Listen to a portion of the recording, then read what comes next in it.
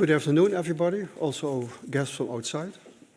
Hereby, I open this academic ceremony in which Ms. Dina Mirghni will defend her academic thesis entitled Mind, Body and Pelvic Floor, investigating the interplay between psychosocial health and pelvic floor symptoms. May I invite you, Ms. Candidate, to present a summary of your study and the conclusion of your thesis in the next 15 minutes. And I give you the word.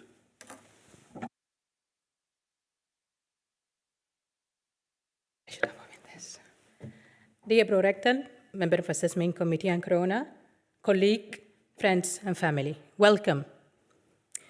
Over the next 15 minutes, I'm going to present my main finding out of my PhD thesis entitled Mind, Body and Pelvic Floor. But first, let me introduce the topic in simple words. When people think about pelvic floor symptoms, they usually think about body, bladder, bowel, and muscles. But what if our thoughts, emotions, feeling, and life experience also have a role? Today, I want to share with you a story about how the mind and the body are deeply connected and why pelvic floor symptoms are just more than physical symptoms. Many people think that pelvic floor symptoms involve bladder problem only, but in reality, it also involves bowel problem, pelvic pain, sexual dysfunction, and pelvic organ prolapse. What may surprise you is how common these symptoms are. Almost half of the people will experience at least one pelvic floor symptom during their life. Yet, about 1 in 5 individuals seek professional help. These symptoms affect sleep, work, relationship, and how people feel about themselves. But many suffer in silence. Pelvic floor symptoms are often clustering symptoms, occurring together. Many people experience more than one symptom at a time. The question, why these symptoms used to cluster together? The answer is our organs don't work in isolation. Brain consistently communicates with the bladder and the gut. Stress, emotions, thoughts can influence our body sensation. For example, stress and anxiety can increase urinary urgency, while psychological distress can affect bowel function, leading to, for example, fecal incontinence and constipation. This raises an important question. What raises this stress as the first place? How stress shape our body, shape our emotion in the first place? One of the strongest influences identified in the health research is exposure to early life adversity or adverse childhood events. But the question is, what is adverse childhood events actually? Adverse childhood events refer to traumatic experience that occurred during childhood. It can be sexual abuse, physical abuse, psychological or emotional abuse. What matters for health is not the event itself, but for how long and how often a child is under such stress. How this teaches the body to learn to stress later in life. So, how early life stress can shape the body. When child grow up under consistent stress, the body learns to stay at a high alert. Over time, this can change how the brain processes stress and body sensation. Even years later, the body may react more strongly to normal sensation, normal stimulation, such as signals from the bladder, from the bowel, and the pelvic area. In other words, early stress shapes stress responses across the lifespan.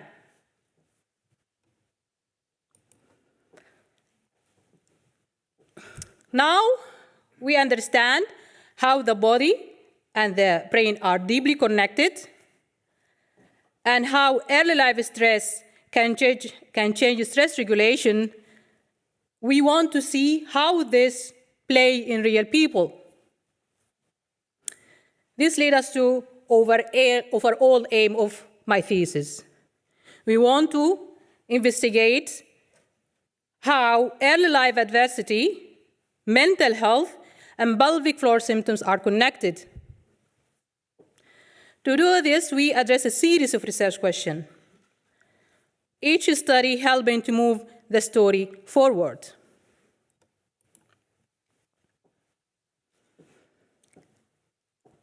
My thesis addressed three main big research questions, starting by looking at the existing literature to understand the relation between the mind and the bladder symptoms.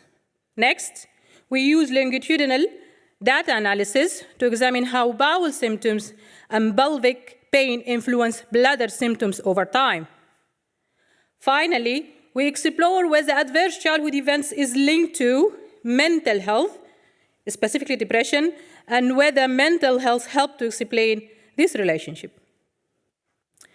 Together, this study built a coherent story, moving from existing evidence to finally investigate early life adversity. So this is my first research question. We looked at the existing literature using systematic review and meta-analysis. We investigated 77 studies containing more than 100,000 participants. We found that mental health problems such as depression and anxiety are consistently associated with bladder symptoms. This tells us that the relation or the link between mental health and bladder symptoms is not based on one single study. It is repeated and robust finding. This finding emphasizes the need for integrating mental health support into urological care.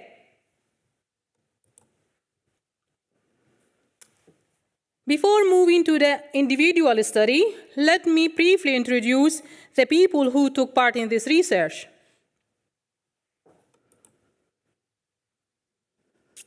The data come from community-based study conducted in the municipality of Coevorden in the northern part of the Netherlands.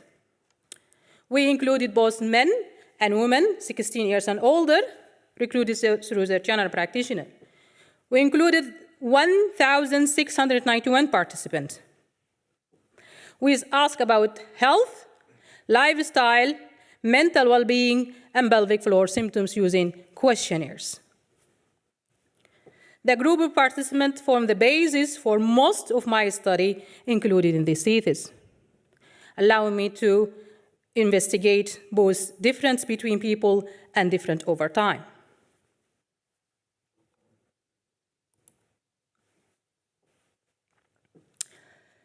This is the second research question. We want to answer if bowel symptoms is associated with urinary symptoms or bladder symptoms.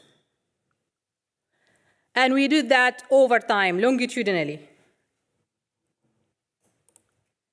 Also, we want to check if pelvic pain is associated or lead to bladder symptoms. We found that constipation or fecal incontinence worsen bladder symptoms. When fecal incontinence and constipation turn to worse, bladder symptoms also worsen. For pelvic pain, we didn't find strong association. Overall, this finding show that pelvic floor symptoms rarely occur or progress in isolation. This highlights the importance of addressing bowel symptoms early rather than focusing on bladder symptoms only.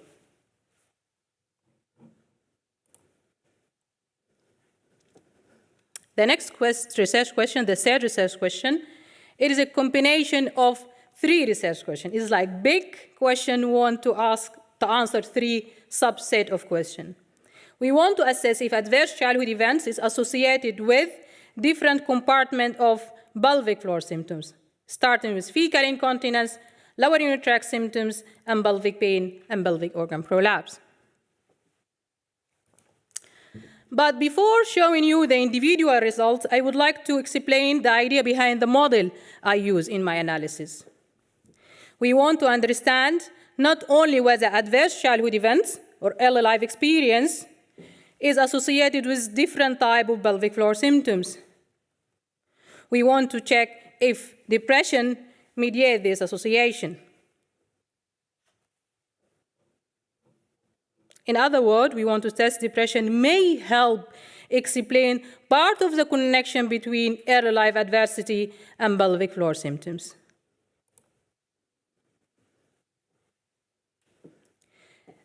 For this research, this is a subset of the big research question. We want to check the association between childhood adversity and lower urinary tract symptoms, and if this is mediated with depression. What we found, we didn't find a direct relation between adverse childhood events and urinary symptoms. Instead, we found a strong association between adverse childhood events and depression and bladder symptoms or urinary symptoms. In other words, ACE appeared to be influence urinary symptoms through impact on the mental health. This pattern was observed in both men and women. The fourth research question, we want to assess the link between adverse childhood events and bowel dysfunction, specifically fecal incontinence and constipation, and to check if depression mediates this association. What we found? We found that early life adversity was associated with bowel dysfunction. And with a closer look, we found that also AC associated with depression and with bowel dysfunction in terms of fecal incontinence and constipation. This suggests that bowel symptoms may be influenced by a combination of psychological factor and long-term biological or behavioral mechanism.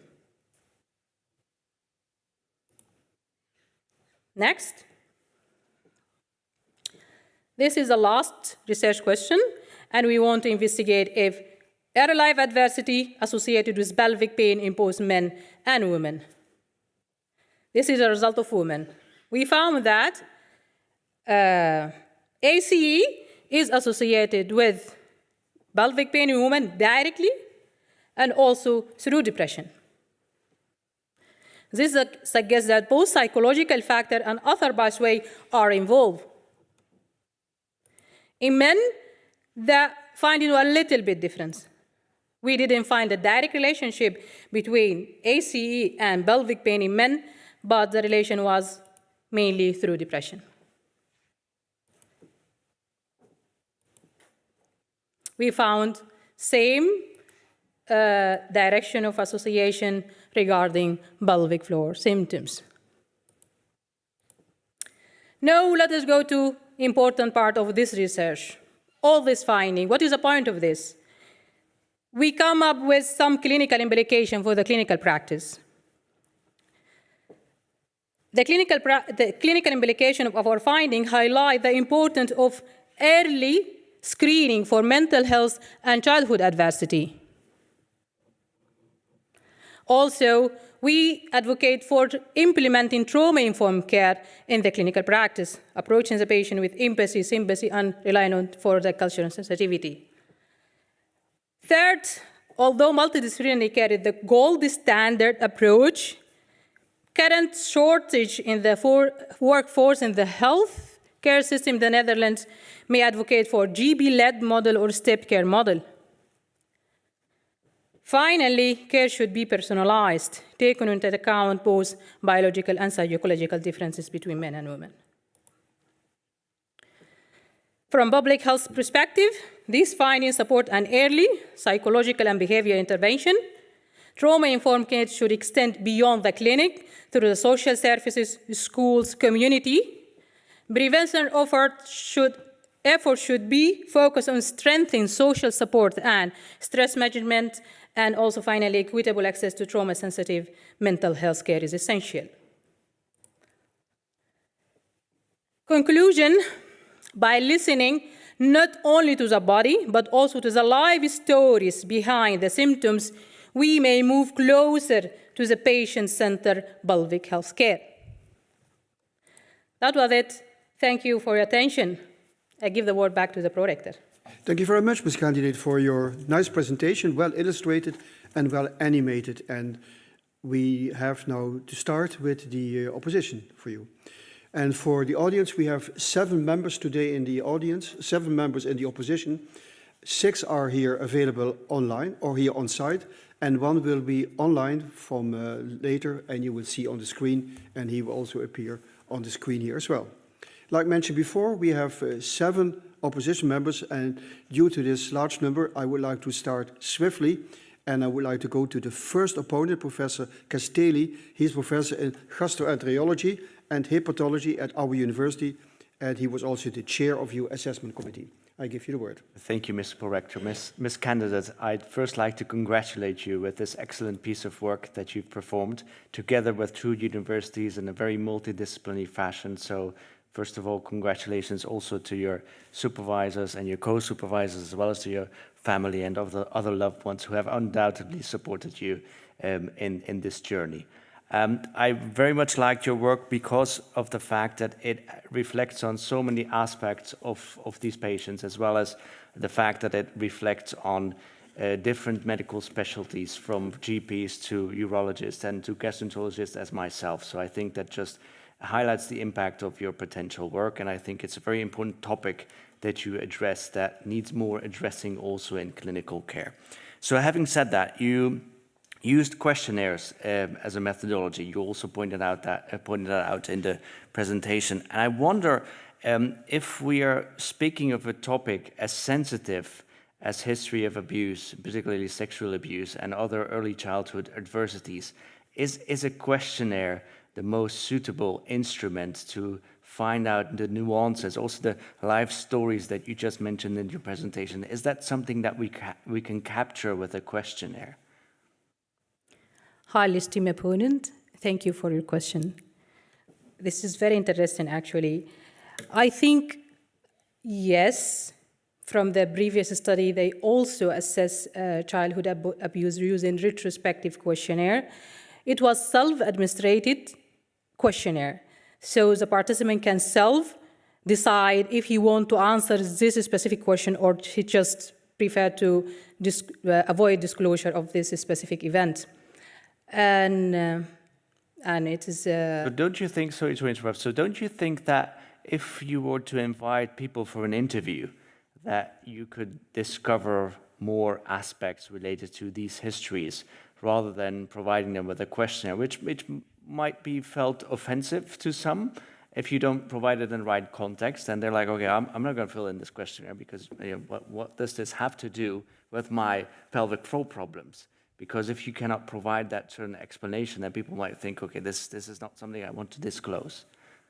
I'm totally agree with your point. Absolutely true. Maybe he's were reluctant to disclose this, but before the study, we provide per show that with all details about the aim and the health consequence and association between adverse childhood event and pelvic floor symptoms and how this is going to affect the pelvic floor symptoms. So all enough information was available beforehand.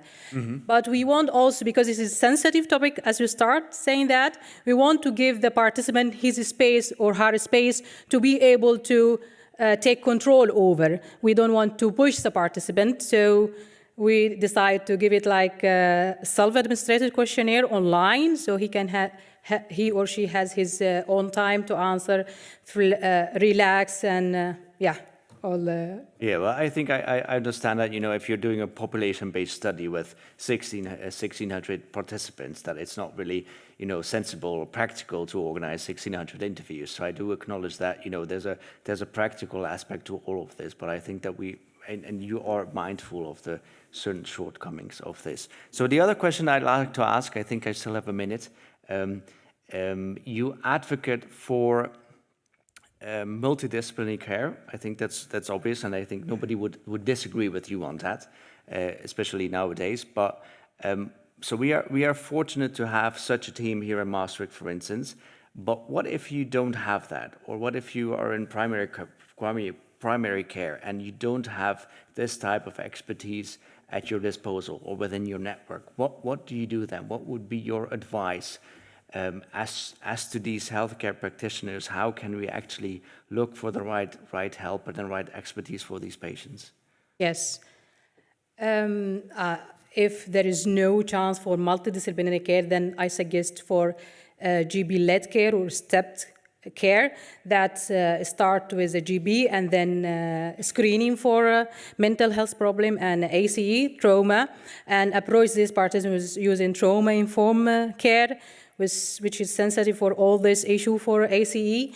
And then I would say, if I detect any signs of psychosocial vulnerability, then maybe not psychiatric referral, but psychological intervention. Like GB can also do something like this. Okay, so there's a lot of possibilities, even if you don't have a very extensive network, right? Exactly. Okay, Yes. Thank you very much for your answers. I'm very satisfied, and I give the word back to the projector. Thank you very much. The opposition now will be continued by Professor Hervé. Professor Hervé is professor in urology at the University of Ghent in Flanders in Belgium, and I would like to welcome him and thank you joining us today. And I'd like to give you the word, Professor Hervé. We don't hear you. You have to unmute. Yes, I better like that. Okay, thank you very much, Ms. Candidate and whole team here. I would like to apologize first for not being able to be present with you today, and thank you for giving me the opportunity to make it online. Dina, I would like first to congratulate you on a very nice work you did. You have provided a very useful manuscript, a very nice manuscript, and very useful for future reference. You did also today a very nice presentation. I liked the way you presented your slides, not too busy, and you made a whole story of it, so very interesting. I would like first to ask you regarding all these elements and all these, for instance, these adverse childhood events. This is related to a lot of recall bias. How could we, or how could you, in a methodological point of view, address these elements, and what would you advise in future research to avoid these elements? Highly esteemed opponent, thank you for your question. Yes, adverse childhood events, we assess this retrospectively, self-reported retrospective ACE. We know that one of the drawbacks of this assessment method is recall bias and misclassification bias. So the question is how I'm going to avoid this disadvantages.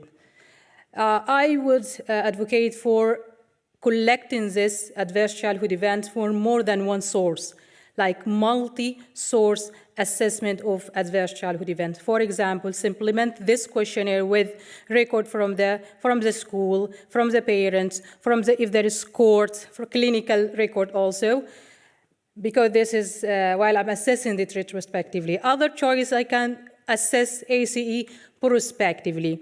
This is a little bit costly, I would say, and not so visible. There is some study, I think 5, assess ACE prospectively, but it is time-consuming. They start from birth cohort with a pregnant lady, and they follow them over 30 years, and they found very valuable set of data, provide a big body of literature regarding this topic. But for visibility reason, I would say is still retrospective reporting of ACE is visible and valuable tools. Okay, thank you very much. In your concluding section, you recommend testing a stepped care GP-led pathway. That's a little bit related also to the previous questions my colleague asked. But what do you concretely propose for all these GP-led pathways? Sorry, what I need to test for? So you in your concluding section, you suggest some GP-led pathways. So, and also related to the previous opponent question regarding like primary care settings, we don't always have all these colleagues specialized. But what do you concretely suggest or propose? Like, okay, tomorrow you're the day after your PhD thesis, your presentation, what do you concretely propose to go further in these GP-led pathways? Okay, yes, I understand. I want to make one thing clear. The ideal is a multidisciplinary care. But in case that is not possible, then we shift to GB step-led care. And this GB step starts with the GP. And then I think one of the most important other health profession is a pelvic physiotherapist. I need also to involve pelvic physiotherapist in this GB-led model. And I will start simple by, for example, lifestyle modification, then yes, a pelvic physiotherapist, maybe a pelvic floor physiotherapy, and then intervention, psychological screening for all this.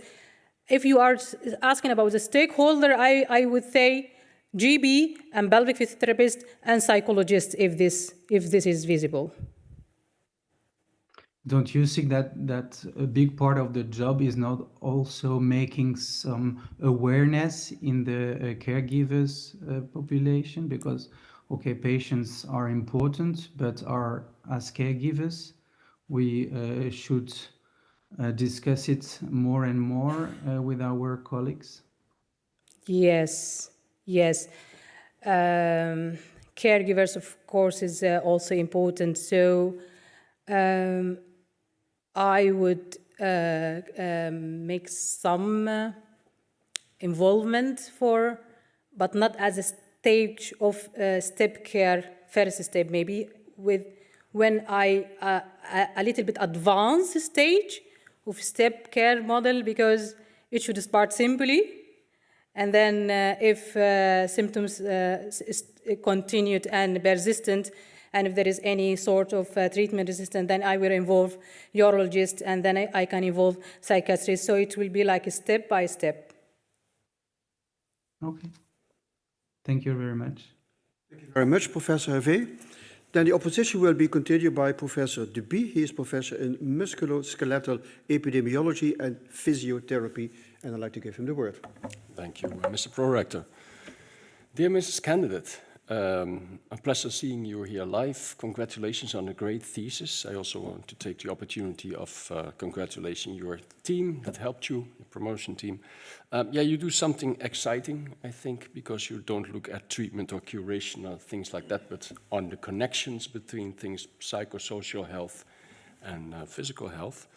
But I'm not here for only compliments. I also have to ask you a number of questions. So if you allow me, I'd like to talk a bit about chapters 4 and 5. And I'm first going to challenge you. Do you think that incontinence is a chronic condition? It can be chronic and it can be acute. That's a political answer. Okay.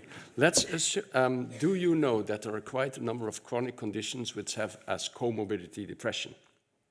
I forgot to thank you. Highly esteemed opponent, thank you very much. Last question, I just missed it. Sorry. No, my question was, do you recognize that there are quite a number of chronic diseases, let's say low back pain, cardiac disease, diabetes, whatever, which has as a comorbidity, an interesting comorbidity, depression? Yes, absolutely. Around 5 to 10%. Yes. So I would not be surprised in your population that there was depression, right? but we don't know about the link with childhood, adverse events, and things like that.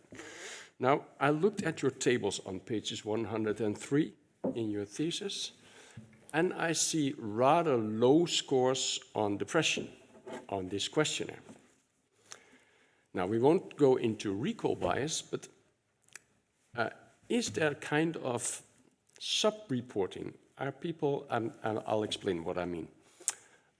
I was born in the north of the Netherlands, near Groningen.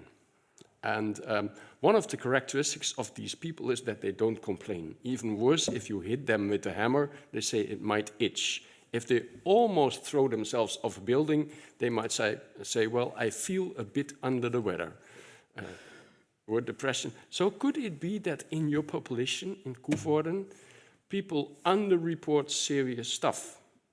And might that be the reason why your scores on depression are rather low? What do you think? I'm just fantasizing here, right? You're the experts, so help me. Yes.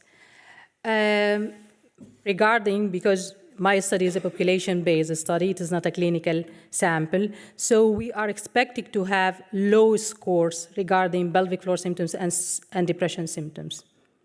And if you see, my sample was, we compared our sample with the general population of the Coevorden, and we found my sample was a little bit older population. Mm-hmm. Somewhere between 58 and 62, right? Yes, yes, 97.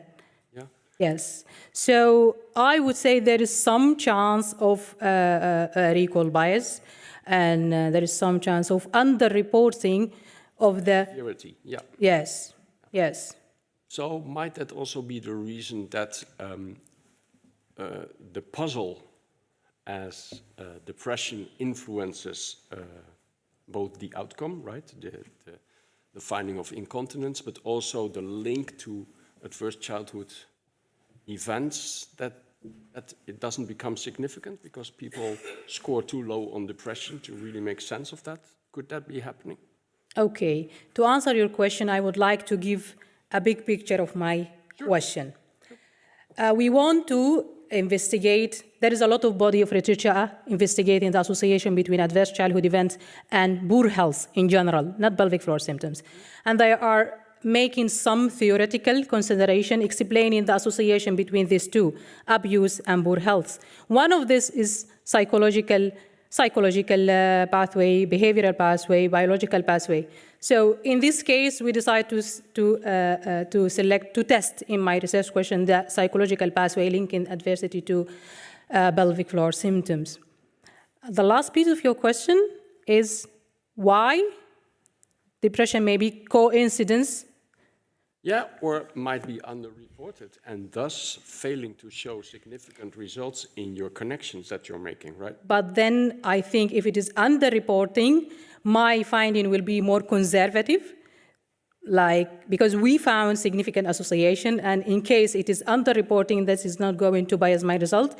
It's other way around, it's just my result will be more conservative or underestimating the true facts. Okay, but let's say there is depression to some rate. Okay. I still worry that these scores are so low. Did I see that correctly? Yes, you see it correctly. But relation come from variation of a score. You may see that the overall mean change is small, but within person variation of the score, that makes the point of assess relationship. What I didn't get from the table and also by reading your papers, what percentage of the population that you researched has depressive symptoms that you would say they are depressed? Because I couldn't find the percentages. Yes, because we didn't include depression as yes or no. We included it as a continuous scale. Oh, yeah. So we didn't have like this percentage have depression and this percentage don't have depression. We just included. I understand. Yeah. Okay. Well, your thought is true. I think in the drinks we will continue the discussion, but I now give the word time-wise back to the pro-rector. Thank you very much. Thank you. Thank you very much. Then the opposition will be continued by Dr. Moosdorf. She is an expert in pelvic physiotherapy from Leiden University, and I also like to thank her that she came all the way from Leiden to join us today. And I give you the word. Thank you. First of all, I would like to congratulate the candidate with an excellent thesis. And of course, I have some questions for you, and I would like to start with a question regarding Chapter 2, in which you describe a clear association between lower urinary tract symptoms and several psychiatric disorders. And you suggest that these findings may have important implications for clinical practice. And I would like to focus on what this means for a pelvic physical therapist. So imagine a patient with LUTS who presents primarily, so without seeing a GP first, to a pelvic physical therapist. And what advice would you like to give this colleague of mine with regard to the psychiatric evaluation? A highly esteemed opponent, thank you for the question. We considered a pelvic physiotherapist as an important stakeholder or a health professional in this story. One of our goals is to increase the awareness and attention of GB and pelvic physiotherapists about the importance of psychosocial determinant. So I would advocate for starting when you receive the patient. You don't need to do extended trauma assessment, but just brief screening for psychosocial variables like mental health, depression, specifically depression, and childhood trauma, and handle the patient with the trauma-informed approach principles like empathy and empowerment of patient. Simple details in the first assessment will make a big difference. Okay, thank you. I would like to elaborate on that because we are physiotherapists and we're not psychiatrists. So how do we know if there's a psychiatric disorder? This is very... Can you give us some clues, please? Yes. They suggest to use a short tool, which is Patient Health Questionnaire 9. It is almost like 7 questions with 3 options, and it will be very fast. It will not go into impact the patient or impact the pelvic physiotherapist. So you will ask how you feel about your symptom. Does your symptoms bother you? Do you feel like how is going with your sleep?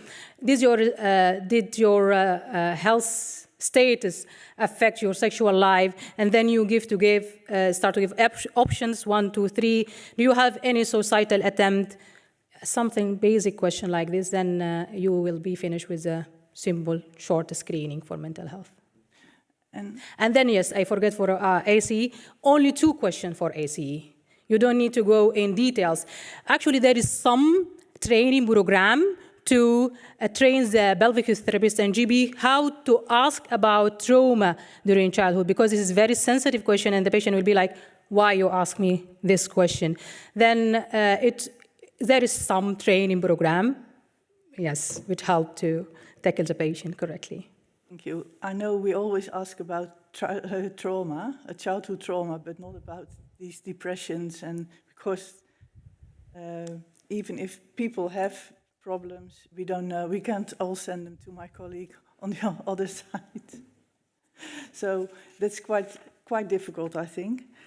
I've got a second, thank you for your answer, and I've got a second question regarding Chapter 5, in which you present a mediation analysis for fecal incontinence and constipation. And you added some covariates like age and sex and BMI, but I was wondering, did you take any medication with regard to depression into account, with regard to the constipation and, for instance, the fecal incontinence? This is very important covariate, and we miss that because we don't have the information about the medication, unfortunately. And yes, we have to control for medication because that make a difference. If he start taking the medication, then it will be improvement of the symptoms, not because of the association, but because of the medication. But unfortunately, for pragmatic reason, we didn't ask for medication and we didn't include it in our analysis. Yes, that's a shame. Yes, agree. Thank you. I would like to give the word back to the prorector. You have 2 minutes left over, if you like. You don't have to. Then we proceed. Oh, well, if I may, it's not a real question, but I would like to ask you a question regarding Statement 5 and about breaking the silence around pelvic health through education. And just a quick answer. Maybe one of the paraninfs can read Statement 5. Breaking the silence around pelvic health through education and destigmatization is necessary to improve help seeking for pelvic floor symptoms. Thank Yes. you. And I was wondering, what forms of education do you consider most appropriate, and where should this be given? Yes. I think pelvic physiotherapist and GB has to be involved in this education mainly. And what sort of education? Because pelvic floor symptom is higher prevalence, but it is underreporting. Why? Because of stigma. It is highly stigmatized symptoms. So the role of the pelvic physiotherapist and GB is to destigmatize this, like saying pelvic floor symptoms it is not shameful, it is treatable, it is not part of getting old, because most of the patient, if you ask why you didn't go and seek help, he is like, I'm getting old. This is normal process of aging. Or woman will say, okay, because I just give birth, this is normal of postpartum complication, but that is not true. So give correct information for the patient. This is not part of aging. This is treatable condition. You don't have to be shame about this. All this information will help the patient to feel comfortable to disclose these pelvic floor symptoms. Okay, but... Sorry. That's the 2 minutes. Thank you very much. Thank you very much. Then we have to continue, and we go to continue with Professor Köhler. Professor Köhler is professor in neuroepidemiology at our university, and I'd like to give him the word. Thank you very much, Mr. Prorector and dear candidate. I want to join my colleagues in congratulating you and your promotion team with this dissertation, which I read with great interest. And as an epidemiologist, I can particularly value the methodological diversity, which is in part of your thesis. So the systematic review and meta-analysis you did cross-sectional studies, longitudinal studies, and you even embarked in my personal hobby, which is doing mediation analysis. But relax, I won't bore us all with a methodological discussion about how you did it. I have other questions. Since I didn't know very much about pelvic floor symptoms, I read it with great interest from forth to back. And I started with your cover. And I got intrigued by it because I don't really know what I see there and what the relation is with your topic. Of course, what I can see is steps in sand of different size, which might relate to a life course perspective growing up. But then there's a foot with 6 toes. There is a dip causing rimples. There's a shore. Can you briefly, because it's not my main question. Yes. Can you briefly explain what you meant by... Highly esteemed opponent, thank you for your question. Actually, the picture of the sea and the sand is a sign of the communication between the brain and the body. Mm-hmm. And the foot with the fingerprints this is a reflection of we are studying the adverse childhood events, and we know this has large imprint, I would say, on the body when we are going older in adulthood. From the childhood until adulthood, this is like very strong imprint we leave on the body. Okay. That is a point. For the idea of 6 fingers, this is the idea of my supervisor, Homert, and he is like, this is extraordinary. I don't know for the candidate or for supervisor, but something extra normal, something like this. Okay. Oh, thank you very much. Make it more clear. You should never refer to your supervisors when answering questions but anyway.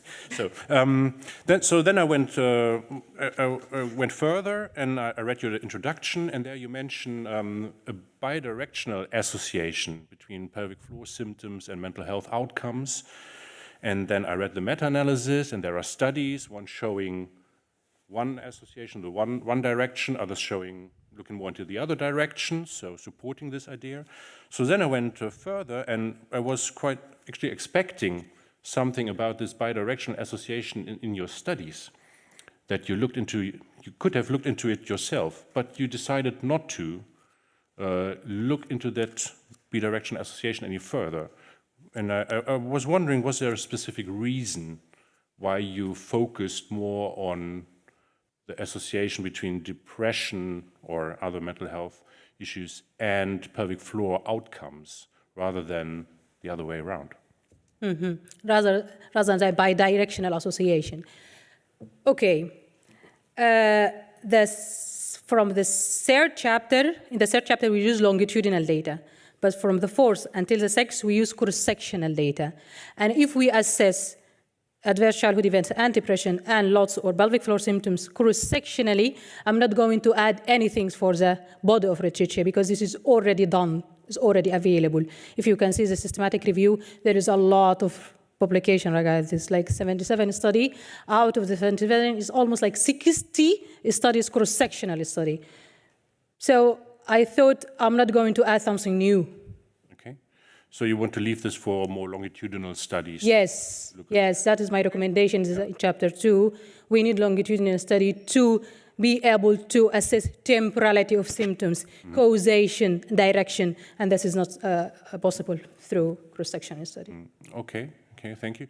So in the sense, the mediation analysis then that you did are not suggestive of a causal model then, or do you think this still might be a causal model? Because if you can't look into the directionality, as you say now, the temporal directionality, and Absolutely true. I agree with you. Because the assumption behind mediation is causation.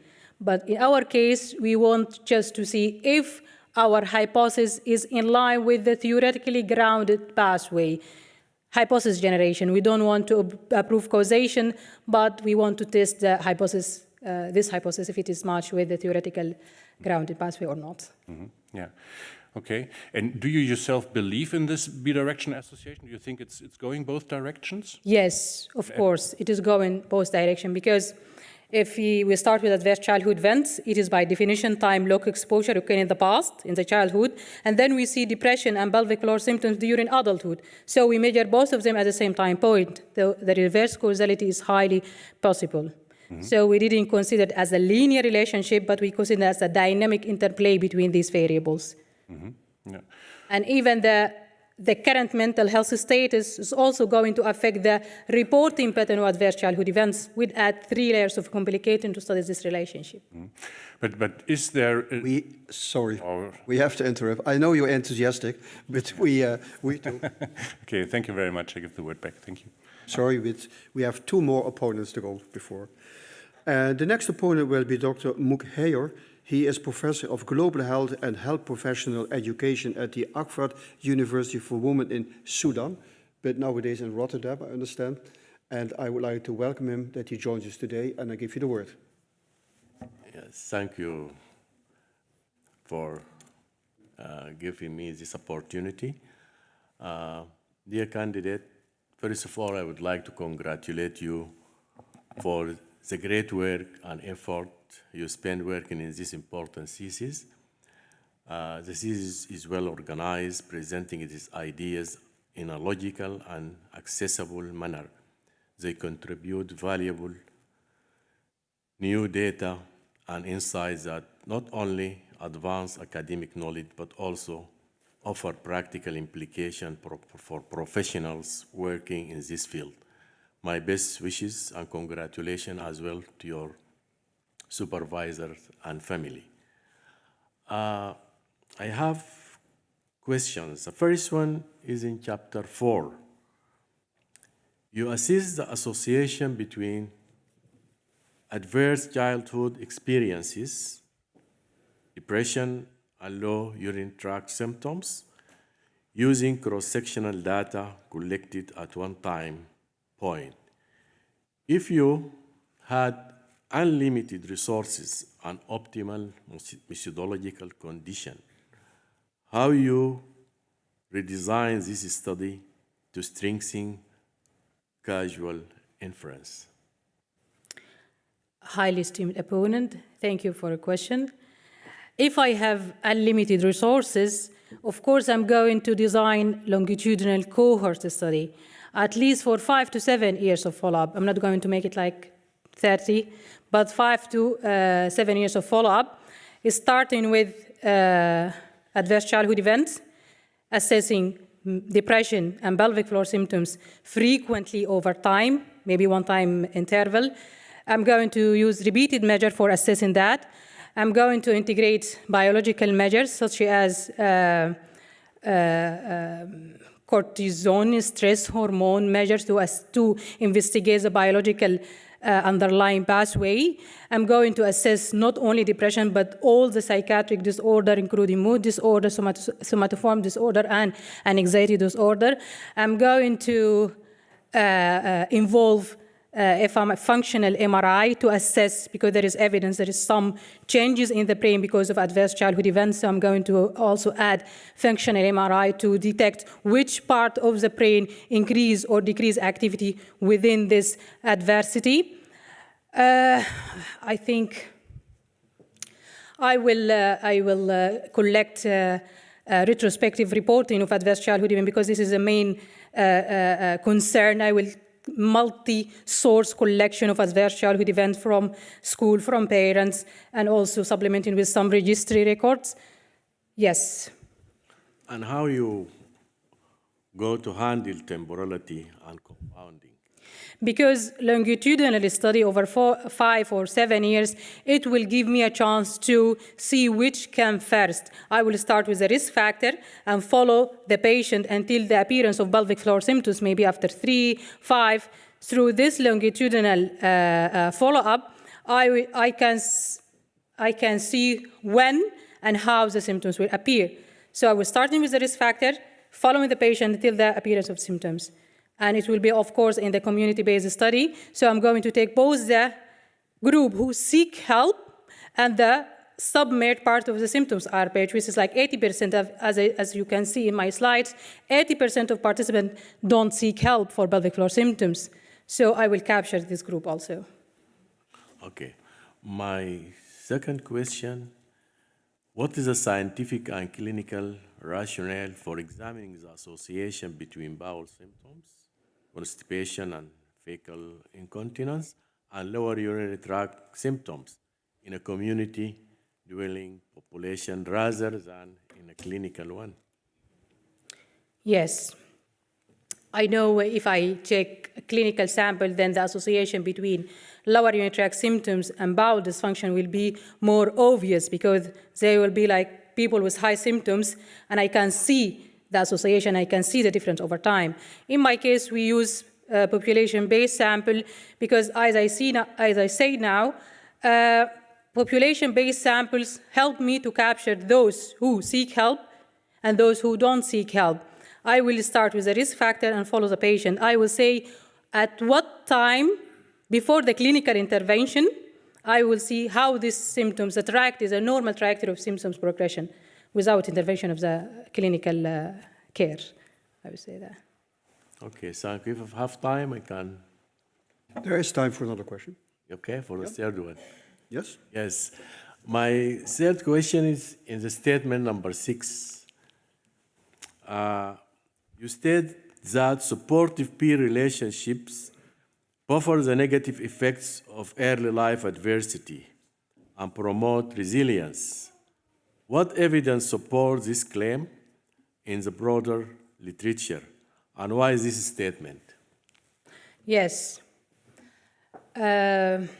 Supportive peer relationship is one of the important type of social support.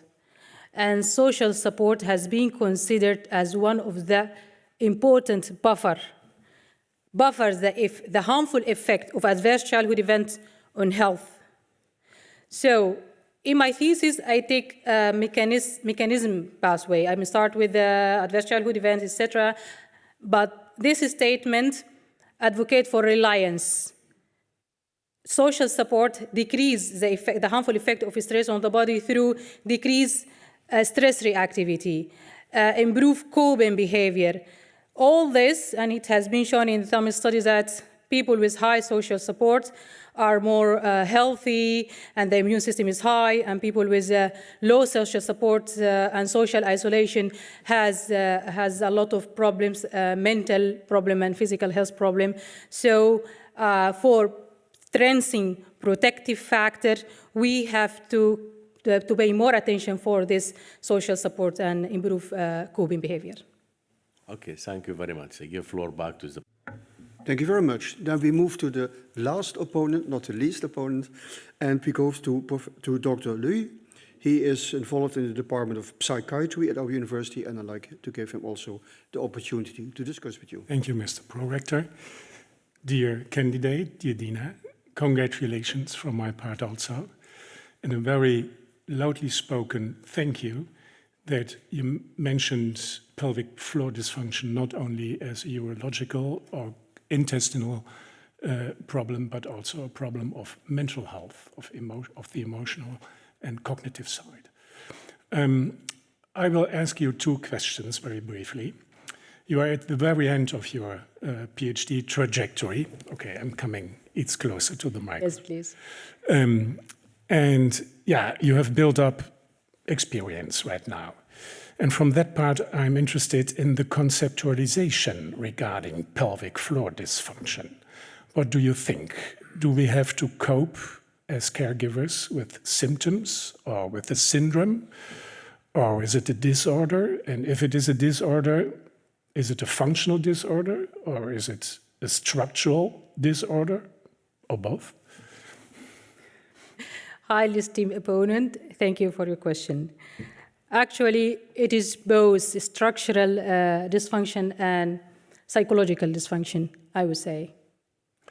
Okay, you are aiming on dysfunction, and what I wanted to know is, how would you grade it? Is it more a functional problem or is it a structural problem? You aimed at pelvic organ prolapse at the end. That could be a structural problem, for instance, of negative sexual experiences. But quite often, there is no structural problem found. For instance, an overactive bladder. If the urologists have looked into it and they don't find any inflammation or other structural problems, then it is a functional problem. What do you think? Is it more a structural disorder, which is easy to recognize and easy to treat surgically, for instance, or is it a functional problem? I would say we need to approach the patient through psychosocial. Yeah. So we have to consider the interaction between the biological factors, the psychological factor, and the social factor.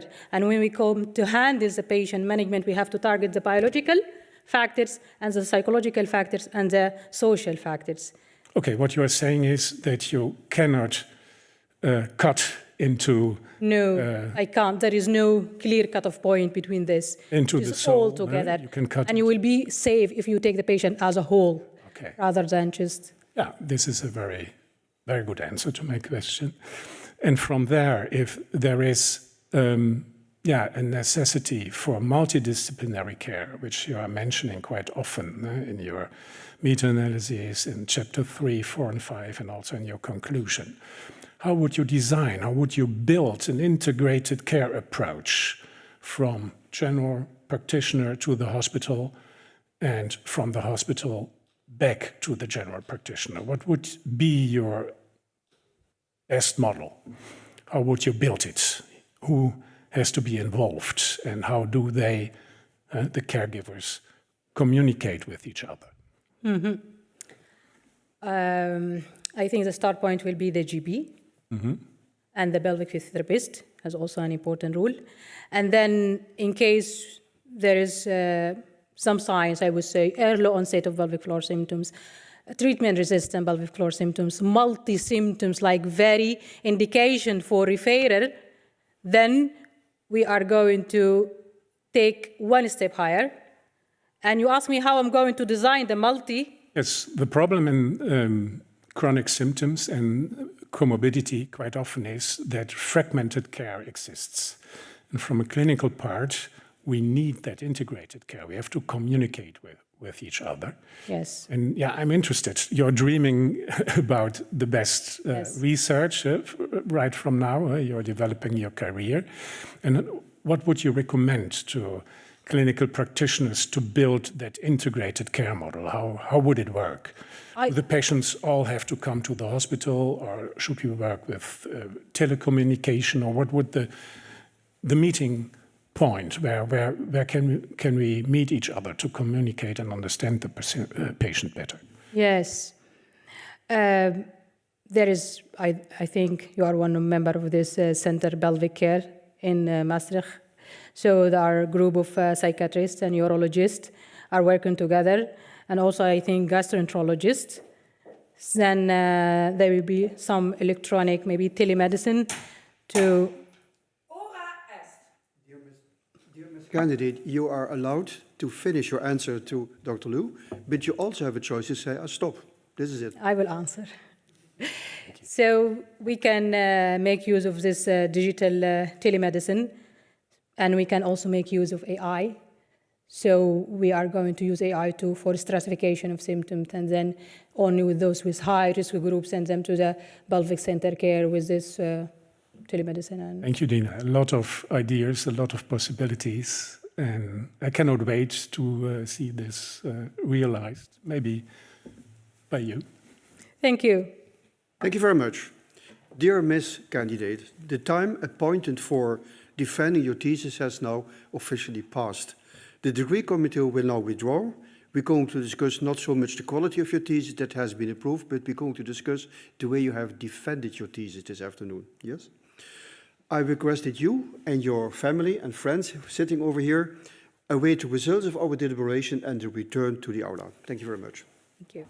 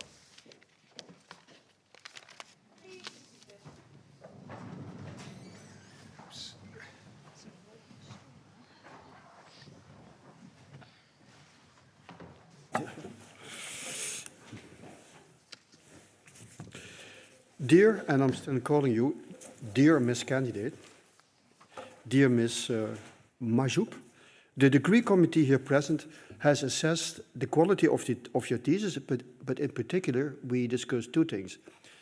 Your presentation and the quality of your presentation, and more importantly, of course, the way you have defended your thesis to 7 opponents today. It's quite a lot. In view of its positive verdict and taken into account your previous qualifications, we call it, the degree committee has decided to grant you officially the degree of doctor. Compliments. Professor van Koeveringen, your first promoter, is authorized to confer upon you this academic distinction in accordance with Dutch university customs, and therefore I invite now your first promoter, Professor van Koeveringen, to take the floor.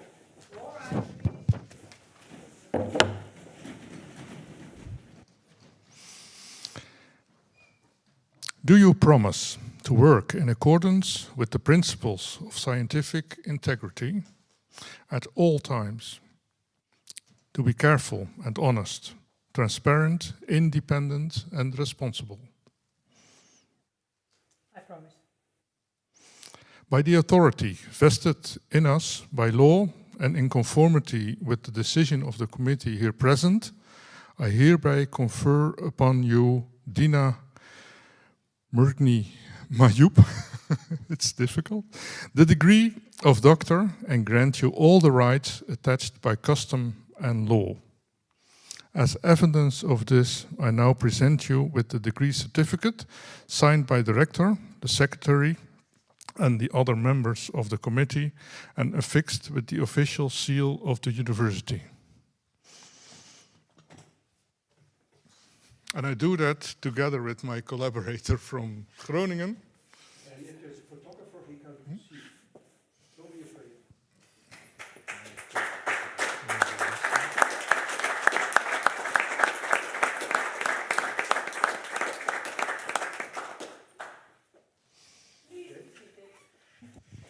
And I would like now to give now the word to Dr. Knol de Vries, who is going to take and give the laudatio.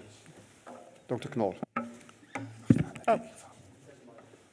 Yeah, I will do this. And do this one out. Dear Dr. Mahjoob, dear Dina. Zoals we ook altijd onze meetings in het Nederlands beginnen, zo begin ik ook deze laudatio in het Nederlands. Dina, daar sta je dan. Na meer dan 4 jaar hard werken aan je onderzoek en je proefschrift. Je mag trots zijn op jezelf. Ondanks soms moeilijke omstandigheden heb je het toch maar mooi voor elkaar gekregen. And as in our meetings, I will now switch to English as we are talking about research as well. Your research in Maastricht began under the supervision of Gommert van Koeveringen. And you worked on an extensive systematic review, also in collaboration with Desiree Vrijens, your other co-promoter. And we first met in July 2021, and I hadn't realized that it has already been more than 4 years since we started.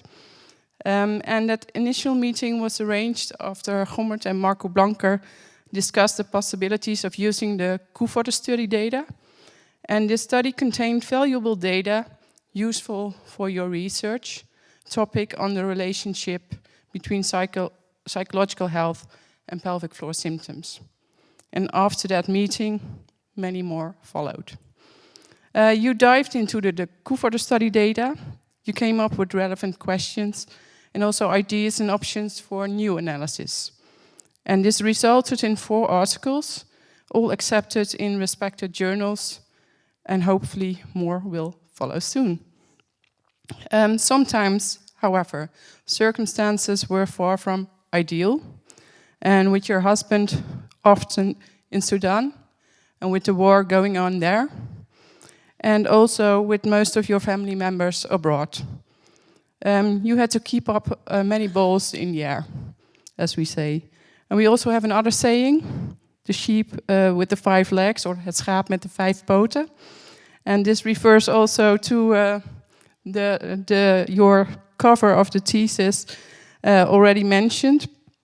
And now we all have noticed that there is one foot with 6 toes. But before that, I think you already explained your cover, that it reflects the association between childhood events and psychosocial health.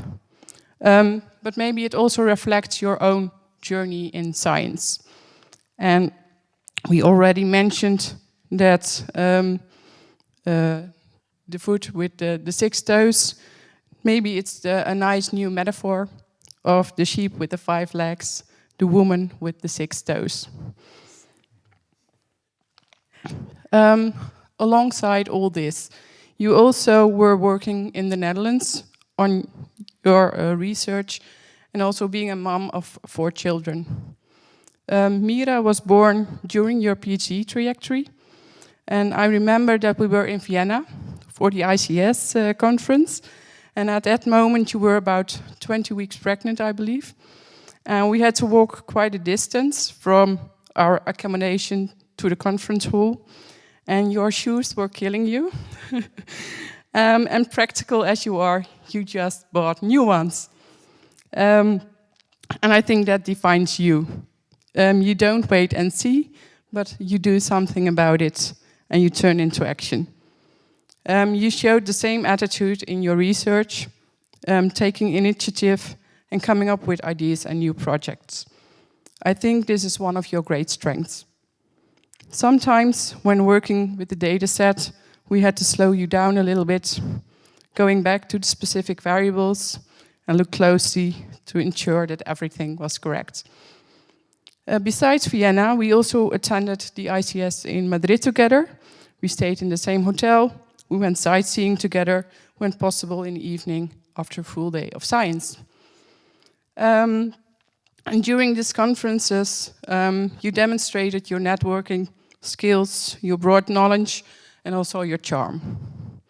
But beyond science and work, we also talked about life, the struggles, the happy moments, and also societal issues.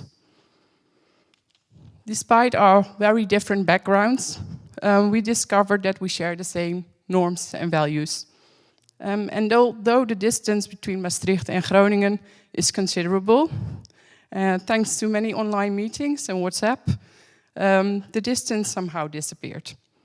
And today I'm happy to say those words to you face to face. And despite the weather trying to prevent this, of course, with all the snow. Dina, ik eindig ook weer in het Nederlands, as we did with our meetings. Ik ben trots op wat je hebt bereikt. En het was een feestje om jou te mogen begeleiden. Maar meer nog ben ik blij dat ik kan zeggen dat we naast collega's ook vrienden zijn geworden. Ik hoop dan ook dat we in de toekomst gezamenlijk nog verder kunnen blijven werken aan zinvol en waardevol onderzoek. Nu mag je eerst gaan genieten van deze mooie en welverdiende dag, samen met je familie, vrienden en collega's. Namens het hele promotieteam, van harte gefeliciteerd. En ik geef het woord terug aan de prorector.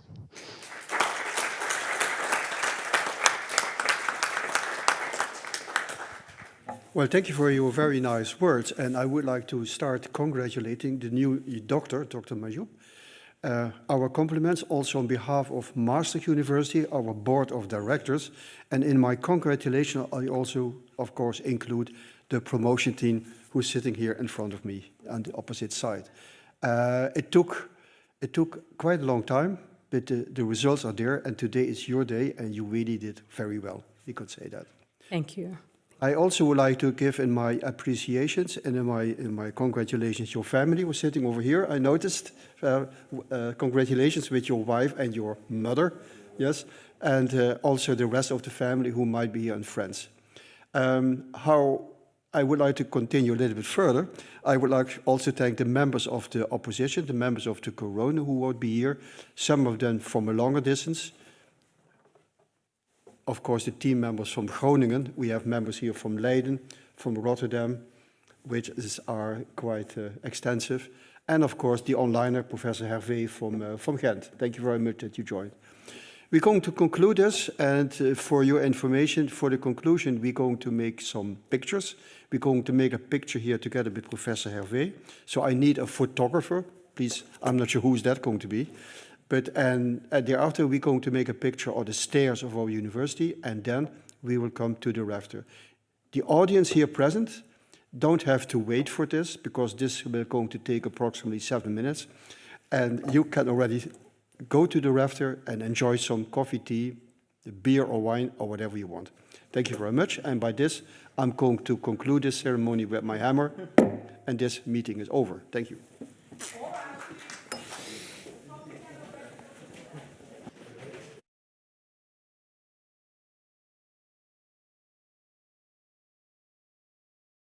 Shall we go like this? Hold your degree and stand in front. Usually we stand in front here and everybody stands on the inside. And you hold your degree. Should I hold it?